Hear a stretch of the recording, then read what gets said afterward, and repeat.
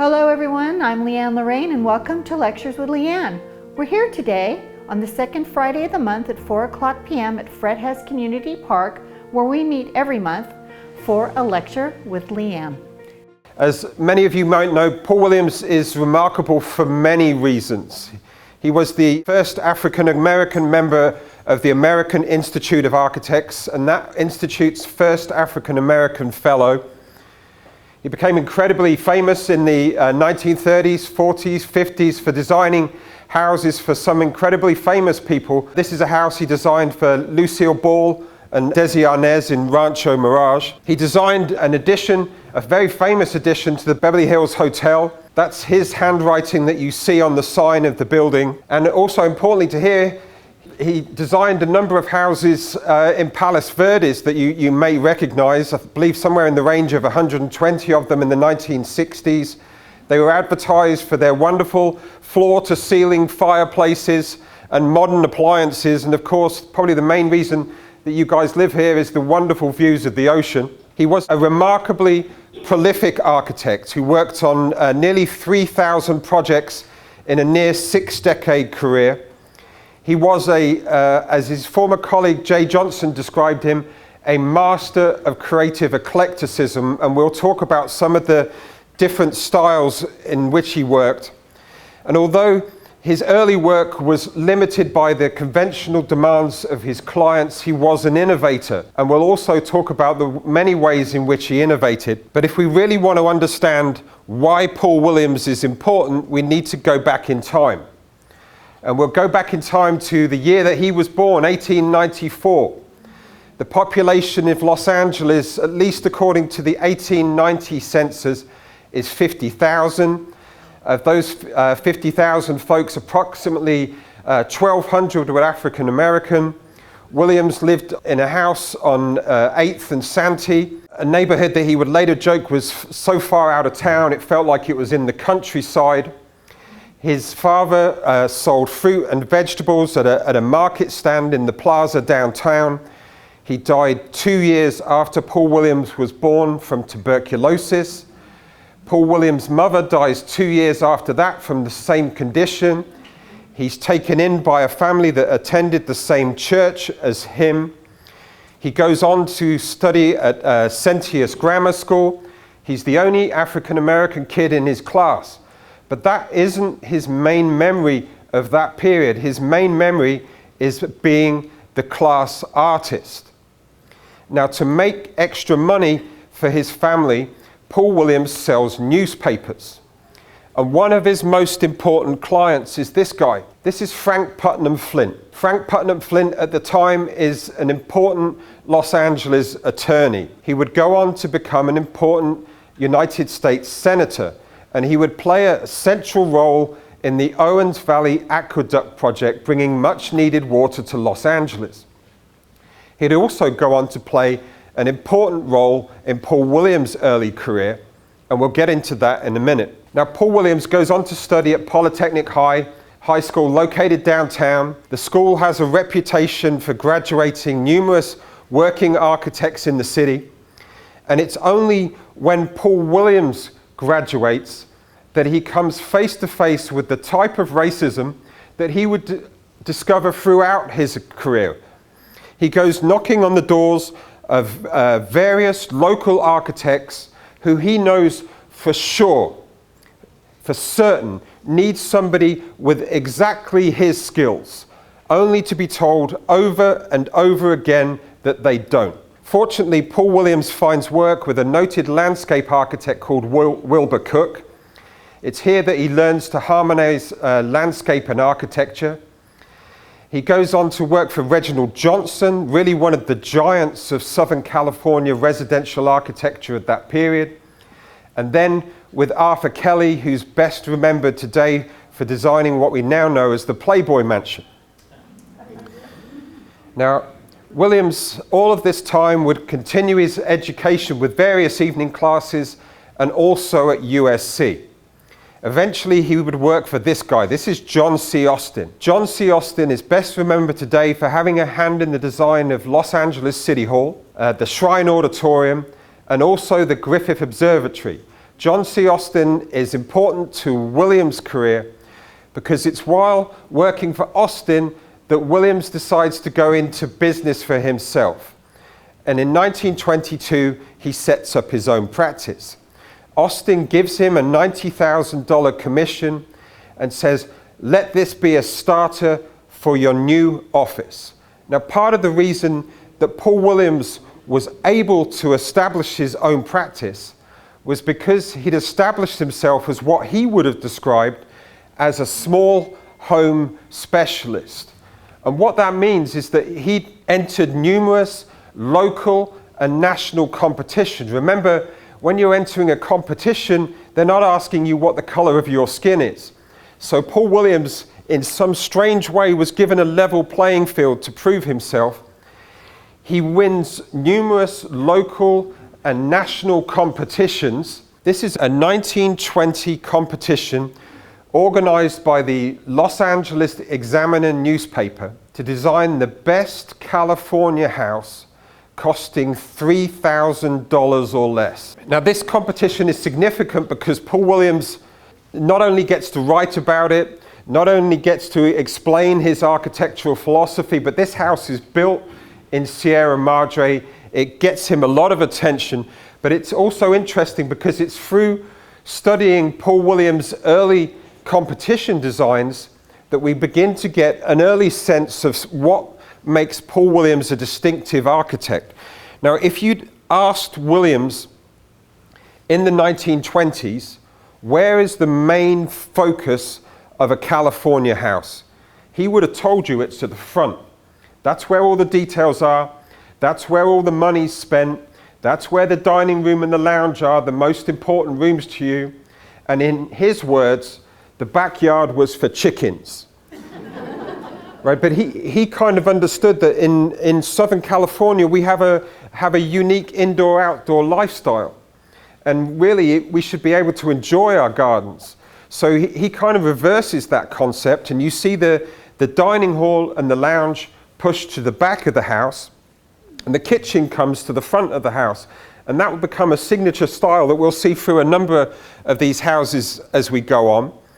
This competition particular competition is interesting because it gets the attention of a former attorney, a former United States senator, now a real estate investor called Frank Putnam Flint, who's determined to spend his golden years investing in property. And he manages to invest in a large portion of land north of the San Rafael Hills that he somewhat immodestly decides that he wants to call Flint Ridge. Now he reaches out to Paul Williams, unaware that it's the same adult version of that same kid that he bought newspapers from all those years earlier, asks him to come and have a meeting. Williams, you can only imagine what that conversation was like and how much fun he would have had telling him about their past association. But this is an important meeting because Flint will give Williams a series of commissions that will really underpin his early career. And if you want to get an early look at what Paul Williams is doing, the Lewis and Virginia Cass house, the first house he did in Flint Ridge, still there. The John Bishop Greenhouse, 1927, wonderful house, again, still there. Same year, the Flint Ridge Company House, obviously still there. After Frank Putnam Flint dies, his wife in 1929, Catherine, comes to him and asks him to design a house for her. Now, all of these houses demonstrate Paul Williams' mastery of harmonious proportions. They all demonstrate his ability to work in a variety of different styles. But perhaps more importantly than that, they answer an often asked question. How is it possible that in the 1930s and 40s that Paul Williams really becomes the go-to guy in Los Angeles for houses for the rich and famous? And the simple answer to that question is that he was doing it almost from day one when he went into practice for himself. Now, some early commissions that weren't houses included the Second Baptist Church on 28th Street, the YMCA on 24th Street. Paul Williams was a cadet at the Y on 9th Street, and when he found out there was a competition to design this Y, he was determined that he didn't want to be judged on any sentimental grounds. He wanted to be judged on his own merits. And part of the reason that Paul Williams was selected to design this building is because the jury for this competition that believed that he could give this property the warmth and casual elegance of one of his fine residences. And now this is going to be a theme that we see throughout this project when Williams bought into commercial projects, because people don't want ordinary commercial project, they want something a little bit more elegant. Now the book that I worked on really focuses on the houses that Paul Williams designed that were featured in the Architectural Digest. It's a series of 12 books that each deals with a different architect that was published in the Architectural Digest. Paul Williams by far was the most prolific in terms of getting his work into that publication. This is a 1927 house that he designed for Walter and Juliet Bachman. And it was on land that was purchased from G. Allen Hancock, the developer. And if G. Allen Hancock sounds familiar, he's the man behind Hancock Park. Walter Bachman had various business interests in the city.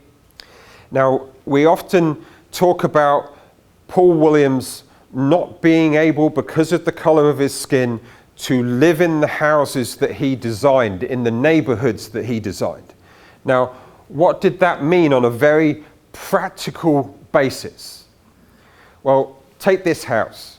There's a contract between Juliet Bachman, whose name is on the deed for this house, and G. Allen Hancock, who sells her the land. And that contract literally says, said property shall at no point ever be lived in by anybody whose blood is not entirely that of the Caucasian race. Now, in this book, I think we studied somewhere around 30 houses, and the vast majority of them before 1940 had some language that basically equated to that. Now, as for the design of the house, it's a Spanish colonial revival house. Williams, while working for Reginald Johnson, would have designed hundreds of houses just like that. Reginald Johnson was heavily inspired by Bertram Goodhue, the architect of the Panama, California exposition that designed all those wonderful Spanish colonial revival buildings down in Balboa Park. Here you see a wonderful Chigurhesque panel across the main entrance. I said Williams is a master of a creative eclecticism. We're going to move between the styles from a Spanish colonial revival house to an English Tudor house. Williams became really a master at reinventing complicated historical forms in interesting new ways, often with thoroughly modern floor plans with modern appliances. This is a 1929 house for a woman from Nebraska called Fanchon Beerup, a wonderful name. And it's incredible that this house still stands. And not for the obvious reason that you might think it's a preservation question. It's wonderful that it still stands because in 1946, famed oilman, famed movie mogul, famed entrepreneur, Howard Hughes, is flying an experimental aircraft. He tries to make an emergency landing in the nearby Los Angeles Country Club. He comes up short, and this is one of a number of houses that he smashes into. At the time, he was given only a 50-50 chance of survival, but as you probably know, he did survive. I thought it was very interesting that at the time, Fanchon Beerup was married to a guy called Lieutenant Charles Meyer. Lieutenant Charles Meyer would gain fame as one of the interpreters during the Nazi war crime trials. Now, this house is on Whittier Drive in Beverly Hills. The house literally next door, an Italian revival house, is also designed by Paul Williams. This house was designed in 1930 for Lon Chaney, the man of 1,000 faces, one of the giants of the silent movie era. It's hard, well, I guess it's easy to forget just how famous Lon Chaney was. Lon Chaney knew that he went to any restaurant in Los Angeles, fans would line up outside the window, press their nose against the window, try and figure out what he was eating. He even used to complain they used to wonder about what spoon I was using. So he comes to Paul Williams and he says, well, when you design my house, the most important room in my house is going to have to be the dining room, because I don't want to go out and eat in any more restaurants. Now, sadly, Lon Chaney dies before this house is completed. A couple of years, I got to spend a little bit of time in it, and it was interesting because the woman who owns it had grown up in this house as a child. And at some point, her family had sold the house. And later on, as an adult, she had the possibility to come and buy the house back, which obviously she took up. Paul Williams designed into this house a speakeasy, and numerous hidden panels and closets, right? And there was one particular closet, she told me, that all of the subsequent owners, after she moved out as a child, had never figured out how to open it. And she showed me this closet, and she had like this unique sort of up, down, round, open it way. And inside this closet was Paul Williams' original plans for this house. And at the time, it was like in the back end of COVID, and I was round the house with like two masks on, but I know that I smiled so far that my mouth went beyond my COVID mask. Anyhow, going from Italian Revival house to another house that Williams designed in 1930 in Pasadena. This was a home that he designed for a guy called Jack Overcoat Atkin. He was nicknamed Overcoat because he never left the house without one. He came to the United States aboard a clipper ship. He went on to become, from England, I should point out, for me that should be an important detail. He went on to become a successful bookmaker and later a successful horse breeder. And he comes to Williams with this crazy notion. I know you're a famous architect, but will you design me a house that looks like a castle that I knew growing up in England? Now you think about that as an architect that's getting known publicity for the elegance of their design, and then this rich guy comes to you and says he wants a house that looks like something out of Disneyland, and think about what that does for your career. And then think about that in context to a quote in an interview that Williams' former boss Arthur Kelly gives, where he says, there seems to be a notion amongst the laymen that the architect will not let them have what they want in their own house. Now, my notion has been to give my client exactly what they want in their own house, but do it in a way that's architecturally pleasing. Now, Williams would later say almost exactly the same when he would say, if I give a client what they want, then I'm a good architect. So Williams responds to Jack Atkin's request for a fantasy castle. He puts in various sort of Gothic features, Gothic doors, wonderful archways, various coats of armor and other references to nobility, but he still manages to design a house that's architecturally pleasing. Now in 2005, this house was owned by Michael Hammer. Michael Hammer is the grandson of Armand Hammer, and there would be extensive renovation work on this house. A fire would start and this house would burn down. Michael Hammer spoke to KTLA and said, you could never replace what was left here, and clearly you can see that that's absolutely the case. Which brings us to a house in Beverly Hills that would entirely change the trajectory of Williams' career. He's contacted in 1930 by E.L. Cord, the head of the Auburn and Duesenberg automobile manufacturers. He's purchased a 10-acre plot of land in Beverly Hills on an estate he plans to call Cord Haven. And he wants to design a southern colonial mansion for his wife that will remind her of the homes that she would have known growing up in Shreveport, Louisiana. Now, he reads about Paul Williams in the newspapers. Paul Williams goes to meet him, Cord, unaware if he shares that common prejudice against him because of the color of his skin.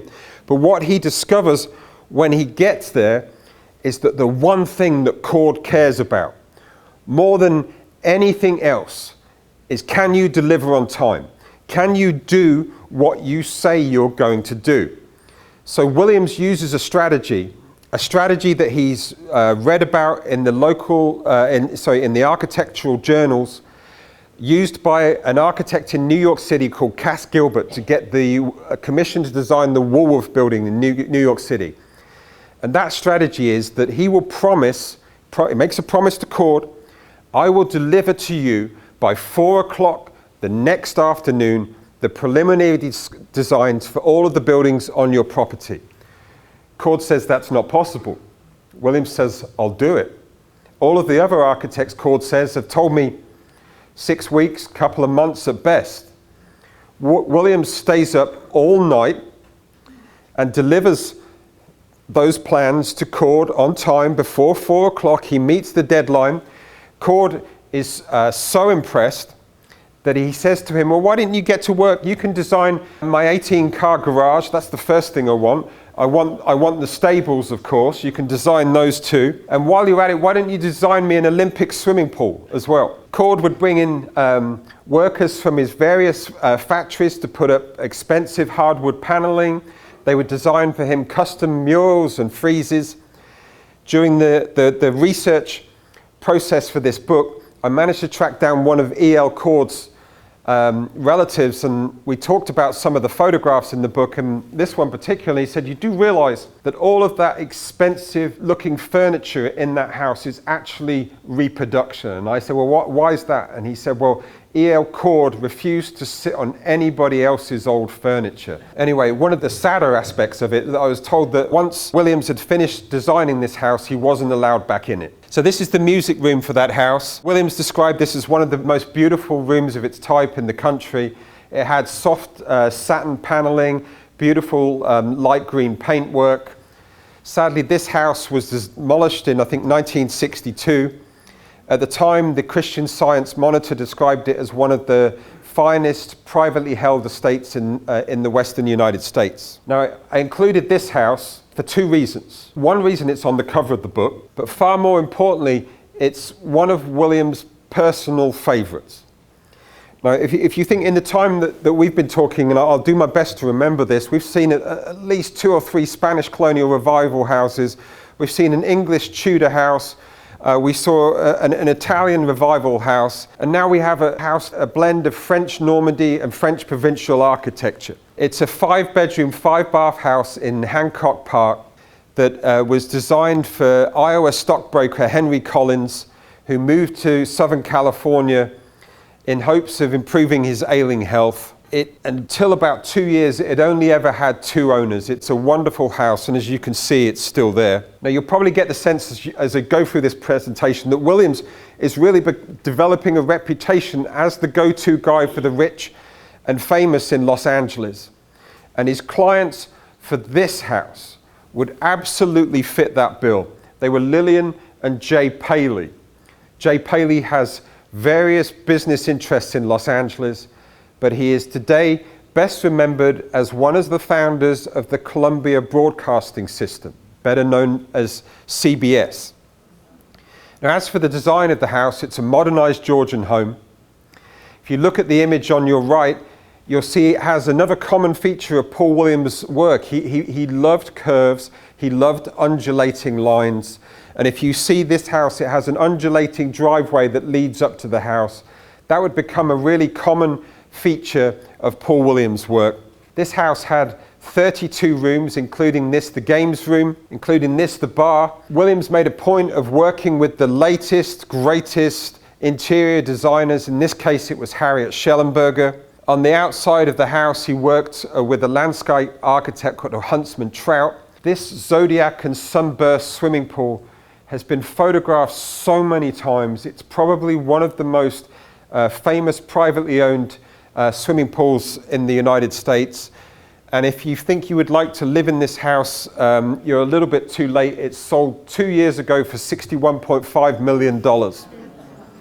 And it was sold to Eric Schmidt, who is the former CEO of Google. Around the same time that Williams worked on that house, he worked on one of his most famous commercial commissions. This is the Music Corporation of America building in Beverly Hills. The head of that organization, Jules Stein, reaches out to Paul Williams and says, I need a building with 30 offices in it, but I want it to have the warmth and casual elegance of one of your fine homes. So what you see here is 30 offices, But we also have fantastic sweeping staircases with beautiful chandeliers. It has a hidden bar, projection room, and a lot of the things that you would find in Williams' more expensive homes.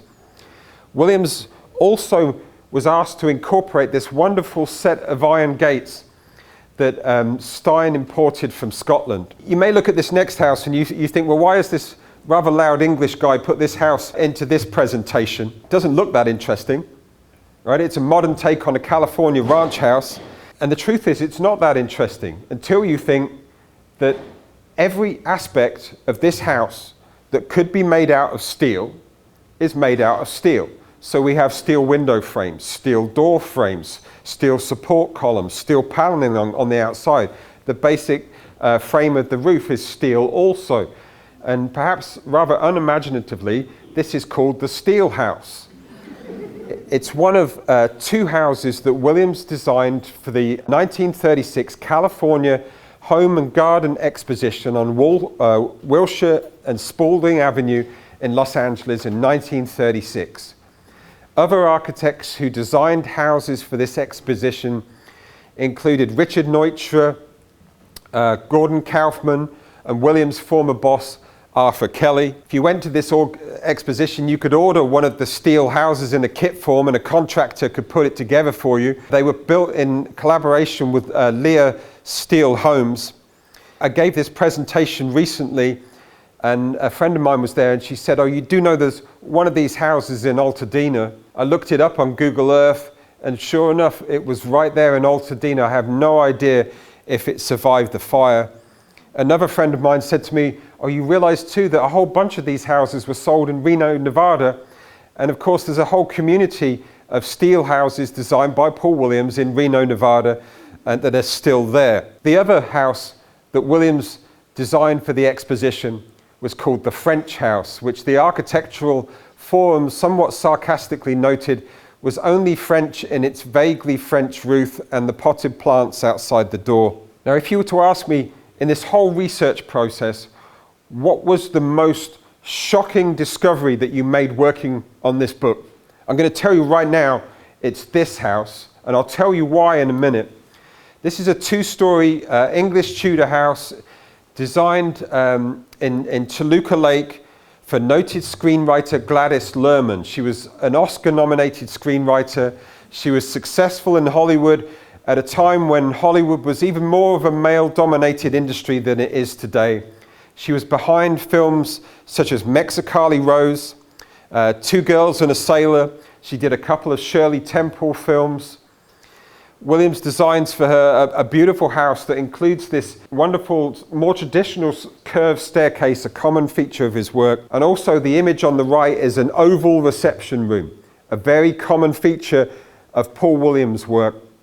I said this house was shocking, right? Because when I first started this project, the first thing I got was a list of houses that Paul Williams had designed that were in the Architectural Digest. So my process is, the first thing I would do was pull all the business documents, all the deeds, any official government reference I could find on the house. The next thing I would do is I would look it up on Google Earth and see if it's still there. And if it was still there, I would drive by and see it. I got in my car to go look at this house, pulled up outside of it, and there were big wooden boards outside. And I thought to myself, boy, I've timed this so badly. I've come just as this homeowner's doing this wonderful, extensive renovation, probably cleaning up the house. Got home, talked to Brett Parsons, one of the guys I worked on the book with, and he said, oh no, they're knocking that down. They're not renovating it. And that happens too often. How it's possible in the 21st century that you can own a Paul Williams house and even considering knocking it down is kind of beyond me. Anyway, this brings us to a house that I love because it is quintessentially Paul Williams in so many, many levels. This is a house he designed in 1939 for Charles Correll. And Charles Correll at the time had one of the most famous voices in the United States. He was half of a comedy duo called Amos and Andy. Right? They both played, along with him and Freeman Gosden, they both played African-American characters, even though they were both white guys. They made one film together in character where people could actually see what they looked like for the first time, called Check and Double Check, and it bombed. And a reporter said to Coral, "Why did your film bomb?" And he said, "Well, I guess I didn't look the part." You know, I mean, seriously. Anyway, Charles Coral was a former bricklayer who had a design in the hand in the design leading the driveway leading up to the house. Again, it's modernized Georgian, which is again is a popular Williams design. But I said it's quintessentially Paul Williams. Well, how do we know it's quintessentially Paul Williams? Well, let's go inside the house, right? And we'll look at the floor plan. If you look at the top of these two images, to get into this house, we have to go through or under an oval portico, pure Paul Williams. Once you're in the house, you go into an oval reception area, pure Paul Williams. In that oval reception area is a wonderful sweeping curved staircase, again, pure Paul Williams. At the back, we have a curved porch looking out into the back garden, and we have, I believe, the dining room and the play area looking out onto the back garden. So he's connecting the indoors and the outdoors where the life happens in the house with the back of the house. Here you see a close-up view of that wonderful sweeping staircase inside that house. 1939, the same year that this house goes up, E.L. Cord manages to arrange for Williams a meeting with Andrew Gimbel. Andrew Gimbel is the head of the Saks Fifth Avenue retail empire. Andrew Gimbel has commissioned Donald Parkinson to design the exterior of this building in Beverly Hills, but he says to Williams, "I want you to do the interior decoration." And Williams says, "What do you want?" Gimbel says, "Well, I want the warmth and casual elegance of one of your fine homes. I want people to come into my store and feel not like they're in a store, but they're in one of your fine residences." Look at that. You're at a home in Saks Fifth Avenue. Paul Williams did such an amazing job. The second and third stages of construction were entirely handled by him. And I should mention, the Los Angeles Times said those were the finest appointments of any store on the Pacific coast. Now, it's easy, really easy, to get carried away in this notion that Paul Williams only cared about designing houses for the rich and famous. But he really was what we would describe today as a socially conscious designer. In the mid-1930s, he partnered with a Washington, D.C. architect called Hilliard Robinson to design, I think, somewhere around 120 units in Langston Terrace, one of the first federally funded housing projects of its type. In 1940, back in South Los Angeles, he designs Pueblo del Rio, a complex of two-story homes for workers at nearby factories and veterans. You see flat roofs, clean lines. This would later be described as Paul Williams' most unorthodox work. The grid-like streets and also the open play areas led to almost inevitable comparisons with housing projects in Germany. What I like about this project is that Paul Williams is the chief architect. He's the boss. The architects that work under Paul Williams on this project include Richard Neutra, Welton Beckett, Walter Werdeman, Adrian Wilson. And if you know anything about Southern California, that's the Lakers at their prime. That's the dream team of Southern California architecture. Now, by 1940, if you'd said to Paul Williams, "Where's most of your money coming from? Who's paying your bills? Who's paying for your practice?" he would have told you that there's been a noticeable shift. 60% of his work is now commercial, 40% of it is residential. And if you'd asked him, well, why the shift? Why is the difference? And he would have told you that the more you hang out with rich people, bigger, more expensive projects come along with it. Now, for those architecture buffs among you, you may recognize the guy on the left, A. Quincy Jones, an incredible, important modern architect for Los Angeles. Jones worked with Williams between 1939 and 1940. They collaborated together on the design of the Roosevelt Naval Base in Long Beach. In the mid-1940s, they formed a partnership for the purpose of designing hotels and clubs. They would work on more than 20 projects together, including this, the Palm Springs Tennis Club, where they took what had been a rather traditional structure and transformed it into an experimental structure that embraced its desert location. Williams and Jones really saw this project as a constant laboratory of new materials, new techniques. And if you want to see what a collaboration between Jones and Williams, modern master and then a master of creative eclecticism, looks like in one photo, this is it. You have these dramatic walls of glass, pure Jones. And then notice the shape of the bar. It's not a straight bar, it has an undulating line. So it's pure Paul Williams. Now after the war, Paul Williams' designs evolved to include modern ideas. Here you see flat roofs, clean lines, but you'll still notice the shape of the driveway that leads up to the house. It's not a straight line. It's never going to really be a straight line with Paul Williams. But then if you really want to see that this is still a Paul Williams, distinctly Paul Williams house, we'll go to the back of it. And you see the focus of this house is not at the front. It's at the back of the house. The dining room and the lounge come back to the back of the house. This house was designed in the Pacific Palisades in 1947 for oilman Tevis Morrow. It was demolished or destroyed long before the recent fires, but it had really one of the most beautiful staircases I think I've seen in any Paul Williams house, and that's saying something. In the late 1940s, he's contacted by famed restaurateur Alexandre Perino, who wants to build a new restaurant on Wilshire Boulevard.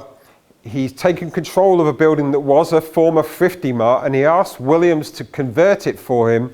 Williams uses a blend of California and New Orleans flair. You see this wonderful pork cochere and the wonderful ironwork to create a restaurant New York critics would say was the only restaurant west of the Hudson that mattered. Now sadly this closed in the mid-1980s and was later demolished. I don't have time today to talk about Williams' work on the Golden State Life Mutual Insurance building, fantastic building. His work on a house for Frank Sinatra at a time when Frank Sinatra probably would have been the most famous person in the world. Or his work on the first AME church, a beautiful building. But you can read all about them in this book. Thank you for listening. If you'd like to know more about our lecture schedule, you can check it out on Facebook at Lectures with Lianne. If there is an idea you have for a lecture or something that you think we should cover, please contact me at palasverdespulse@gmail.com. Please come and join us on the second Friday of the month at 4:00 p.m. at Fred Hess Community Park for another interesting, entertaining, and informative lecture with Lianne. Thank you so much for joining us today, and we look forward to seeing you next time.